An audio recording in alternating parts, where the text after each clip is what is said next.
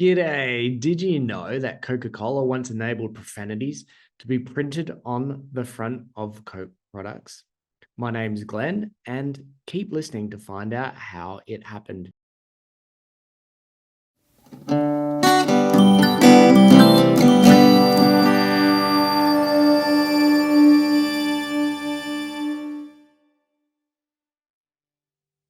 In 2011, Coca-Cola ran a promotion to print people's names on the labels of Coke cans and Coke bottles. Nothing wrong with that. Good marketing campaign. Pretty simple. Seems kind of straightforward, right? Well, that's where you'd be wrong. And this is what I'm going to explain to you today. The management at Coca-Cola had about 5,000 prohibited words and names that could not be printed on a can or a bottle. All of these included the obvious profanities and variations of those profanities. You can imagine which ones they are. But what they didn't take into account was the amount of indigenous words and indigenous profanities that could possibly be used on these products. One of these words that got printed on one of the labels was the word buju. And I can say buju here quite freely because I'm not going to be censored. And that is a part of the problem because buju in certain circumstances is equivalent to what we would call the C-bomb in English. So when buju got printed on the front of a Coke can, it became a little bit of a joke and a little bit of news in the top end in Darwin where I was living at the time, because buju is actually used kind of like a profanity, not exactly, but kind of like a profanity. In its raw form, buju is referring to female genitalia. And in most languages, for whatever reason, then this is deemed to be, the most offensive word to say. But in this case, it's not necessarily used as a pejorative or a negative. In fact, on its own, it usually actually has a positive connotation. If you were to use this negatively, you would have to put the word not in front of it. So to make it an offensive word, you would have to say not buju. On its own, it means good looking, or from what I could gather from my time in Darwin in the top end when people were using this, it could mean something that was good as well. So someone could be buju, good looking, or not buju, not good looking. But something could also be buju, could be good, or not buju, not good. Although from my recollection, describing something as buju or not buju was definitely much less common than describing a person as buju or not buju. And of course, it's been 10 years since I lived in the top end, so things might have changed. And I was probably in my mid-20s when I was using and hearing this word. So my recollection might have faded, and also might be partly a generational thing as well.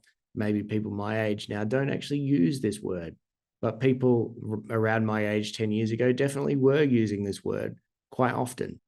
But on its own, it is an interesting word because it is not necessarily a negative word. It's probably offensive on its own without any context. But most words related to genitalia are often, have a very negative connotation, but this word doesn't.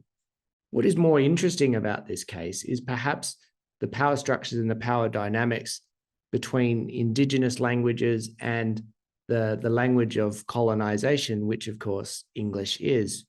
And it really negates the fact that indigenous languages do have an influence on the language of the colonizer.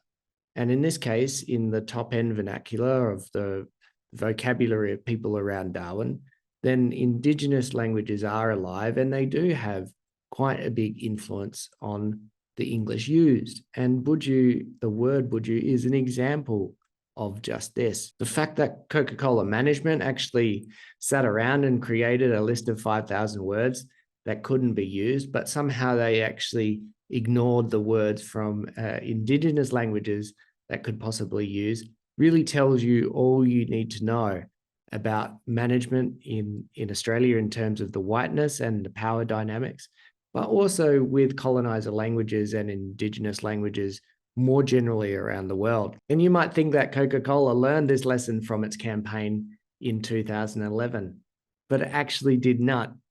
A similar thing happened in South Africa with the different languages that are living there. And some of the words that were allowed to be put on on the front of Coke products were absolutely offensive. And unlike Buju, they didn't really have any kind of positive connotation attached to them. So it goes to show that even after being shown up, being stitched up by people in Australia with indigenous words, that even when they took this campaign overseas, they didn't consult people about indigenous languages and potentially offensive words that could be used. So if you're okay with the C-bomb being published or promoted on the front of labels of different things, then you might think, well, I don't really care or anything like this. But for a lot of people, it is a real, it is offensive. And yeah, I'm not sure many brands would like to see their labels attached to profanities and swear words and things that can be seen as offensive. So I hope you've enjoyed this little story about how a profanity came to be printed on the front of a Coke can and Coke products in Australia, and especially how it became a little bit of a joke, especially in Darwin, in the top end, that we were actually allowed to do this. But I think also it goes to show the power dynamics at play with Indigenous languages, and that there is actually a lot to learn from Indigenous languages and the way that they can influence our English as well. Because in certain areas of Australia, the Indigenous words have influenced English in ways that we probably don't give full credit for, but we really should actually make an effort to see where the Indigenous languages have influenced the regional English, because it is there.